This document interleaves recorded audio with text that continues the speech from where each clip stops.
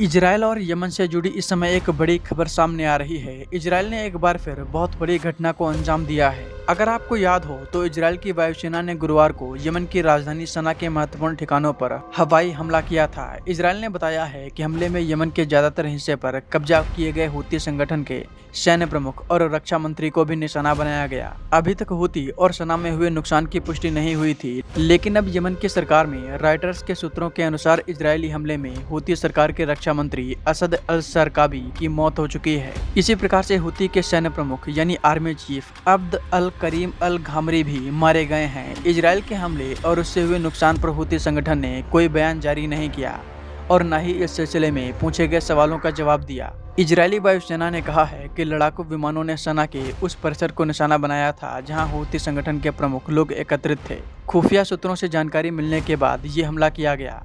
गुरुवार को हूती प्रमुख अब्दुल मलिक अल हाउती का टेलीविजन संबोधन सुनने के लिए कई स्थानों पर एकत्रित संगठन के पदाधिकारियों और लड़ाकों पर हमले किए गए। इसमें मारे गए लोगों के बारे में सूचनाएं एकत्रित की जा रही हैं। जानकारी के मुताबिक हमले में 14 युद्धक विमानों ने हिस्सा लिया और इलाके में लगभग 40 बम गिराए। इजरायली सेना का कहना है कि इन ठिकानों में राष्ट्रपति भवन, असर और हिजाज बिजली संयंत्र और एक ईंधन भंडारण सुविधा को निशाना बनाया गया, जिनका इस्तेमाल सैन्य गतिविधियों के लिए किया जा रहा था। इसके साथ ही हूती समूह ने इजरायल पर नागरिक सुविधाओं के खिलाफ क्रूर आक्रमण करने का आरोप लगाया और इस जघन्य अपराध के लिए इजरायल और संयुक्त राज्य अमेरिका दोनों को जिम्मेदार बताया।